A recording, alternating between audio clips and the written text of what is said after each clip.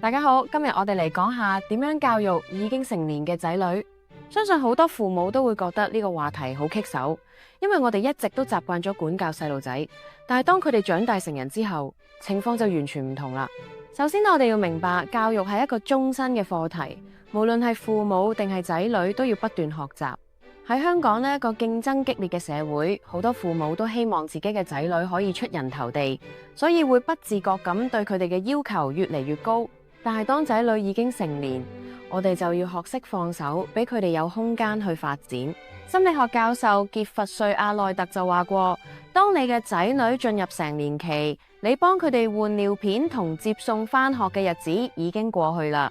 無論你對呢個改變係感到如釋重負定係矛盾，你都應該接受仔女已經長大成人嘅事實，並享受為人父母嘅新階段。咁究竟應該點樣同已經成年嘅仔女相處呢？阿內特教授提出咗8個建議，等我哋逐個拆解下。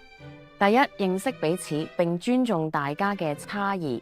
好多家庭都會因為價值觀嘅差異而產生衝突，例如父母可能會希望仔女揾份穩定嘅工，但係仔女可能想創業或者從事藝術工作。呢個時候我哋就要學識尊重仔女嘅選擇，唔好強加自己嘅意願喺佢哋身上。第二，唔好批評，而係分享智慧同見解。父母最常犯嘅錯誤就係成日鬧仔女，覺得咁樣可以令佢哋改正，但係其實呢種方法對成年仔女嚟講效果唔大，反而可能會令佢哋更加反感。不如試下用更加委婉嘅方式去表達你嘅意見，例如分享你自己嘅經驗，等仔女自己去思考。第三，同成年仔女設定彼此嘅界線。好多家庭都會一齊住，所以更加需要設定清晰嘅界線。例如你可以同仔女約法三章，定出邊啲係佢哋嘅私人空間，邊啲係家庭共同嘅範疇，咁樣可以減少不必要嘅摩擦。第四，一齊做大家最中意嘅嘢。香港人生活節奏快，父母同仔女相處嘅時間可能唔多，不如趁週末嘅時候揾啲大家都中意嘅活動一齊做，例如行山、睇戲或者去澳門食個週末 lunch。呢啲共同嘅興趣可以幫助大家增進感情。第五，對仔女嘅感情抱持開放態度。好多父母都會對仔女嘅拍拖對象有好多意見，但係我哋要明白，感情關係係仔女獨立嘅重要部分。與其話長氣，不如試下以開放嘅態度去了解仔女嘅另一半，等佢哋感受到你嘅支持。第六，試下做仔女嘅顧問，而唔係老闆。父母好多時都會將自己當成仔女嘅老闆，諗住咩都要管，但係對成年仔女嚟講，呢種做法只會令關係變得更差。不如轉個角度，將自己當成仔女嘅顧問，喺佢哋需要嘅時候提供意見同支持。第七，營造可以無所不談嘅氛圍。喺香港呢個壓力好大嘅社會，仔女可能會面對好多問題。如果你可以營造一個開放同包容嘅家庭氛圍，仔女就會更加願意同你分享佢哋嘅煩惱同困難。第八，定期舉行家庭會議。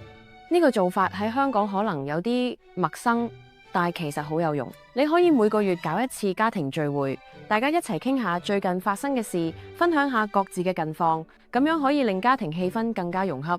如果父母同仔女嘅關係本身已經唔係咁好，又應該點做呢？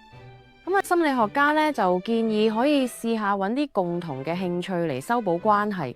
例如，如果你嘅仔女中意運動，你可以約佢一齊去打波；如果佢中意藝術，你可以約佢一齊去睇展覽。好多父母都會覺得同仔女嘅代溝好大，但係我哋要明白呢個係一個需要時間嘅過程。我哋要耐心啲，慢慢去溝通、理解同相處。當仔女準備好嘅時候，佢哋自然會明白到你哋嘅用心同期望。最後，我想同大家分享一個真實例子。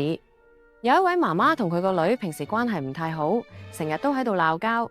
直到有一日，佢決定放低自己嘅固有觀念，主動約女兒去睇佢中意嘅音樂會。喺音樂會上面，媽媽發現原來女兒嘅音樂品味都幾有深度，慢慢佢哋就開始有更多嘅共同話題，最後佢哋嘅關係都改善咗好多。呢個例子話俾我哋知，只要我哋願意放低成見，用心去了解仔女，就一定可以揾到方法去改善關係。無論你嘅仔女幾大，佢哋都始終係你嘅心肝寶貝。我哋要學識用新嘅方式去愛佢哋，俾佢哋空間去成長。同時又要讓佢哋知道，無論發生咩事，你都會永遠支持佢哋。希望今日嘅分享可以幫到大家。如果你都有類似嘅經歷，歡迎喺下邊留言同大家分享。我哋下次見。